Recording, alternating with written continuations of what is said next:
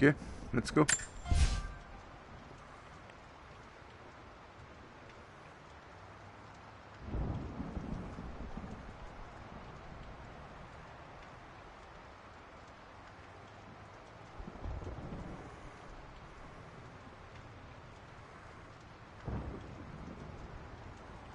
Okay.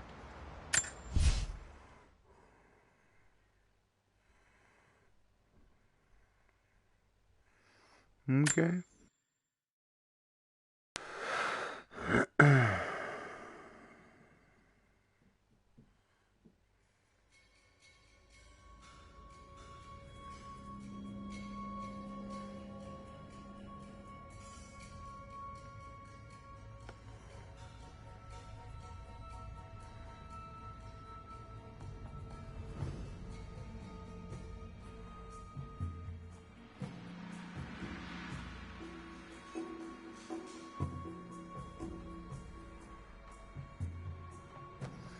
Hmm.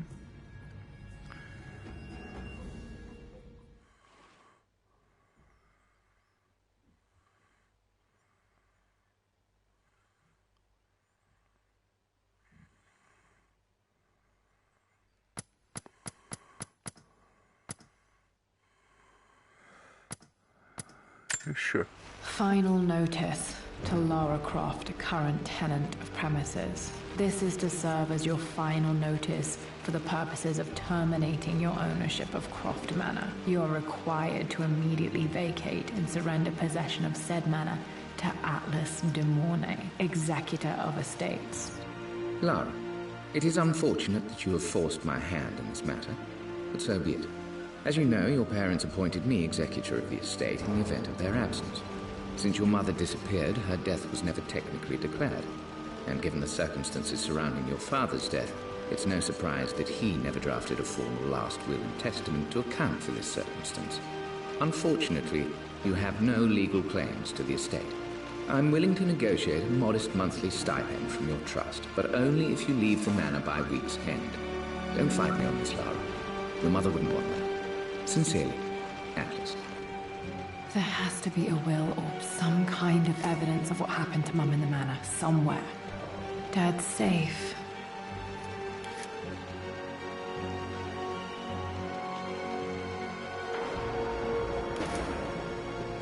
Dad's map of the forgotten cities of northern Syria.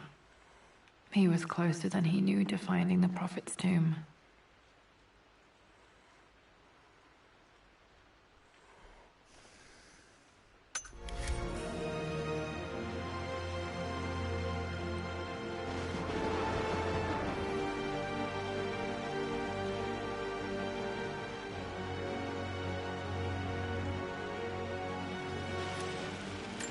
A picture with Dad and Anna. Never liked wearing dresses, but the color was nice. This is probably my grandfather Benjamin.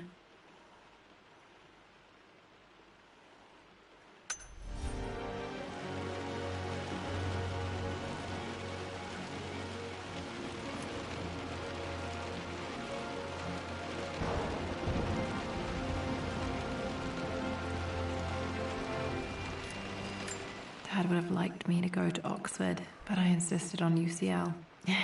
Yep, looks real. Roth once offered to forge me a fake diploma to show Dad.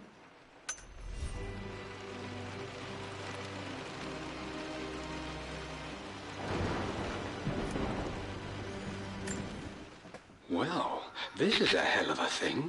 I met someone tonight quite unexpectedly. But it shouldn't have been, it seems. I've been so buried in my work, so distracted by my latest revelations, I never bothered to notice my surroundings. But there she was, sitting at my table in the library. Her name is Amelia. And apparently she's been studying right next to me. Art history, of all things. I shared some of my research against my better judgment, but I wanted to see how she would respond. And she did not disappoint. I felt as if I was suddenly engaged in a mental game of chess, moving and counter-moving in argument. At one point, that poor old librarian had to shush us as if we were children. I feel so foolish for not having noticed her earlier. She's a brilliant woman who's challenged my ideas for the first time in memory. In truth, I don't know if she's feeling as exhilarated as I am right now, but I dare say our conversation was mutually stimulating. For the first time in a long time, I find myself thinking about something else besides my research. I hope she returns for another round tomorrow. My parents made a good team, challenging each other from the start.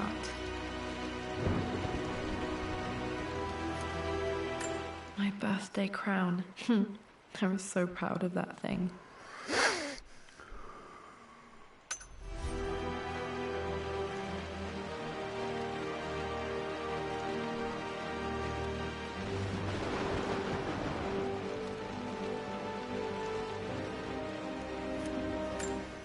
I finally introduced Richard to the family.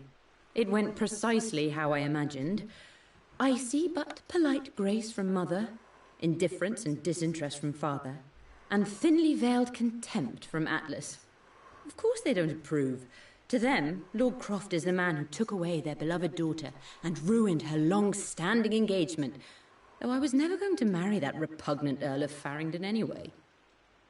One might think they would be happy that I was being courted by a genuine lord of the realm. It just happens to be Richard Croft. In their eyes, the man who single-handedly ruined a once great family. But there's nothing to be done now. Watching how Richard dealt with their subtle insults and disrespect. Such grace and calm. I know he did it for me. I think I'm falling in love with this man. It will break my mother's heart, but I cannot live the life she imagined for me. My time with Richard has only made this clearer. It must have been hard for Mum to go against her family's wishes. I'm glad she did.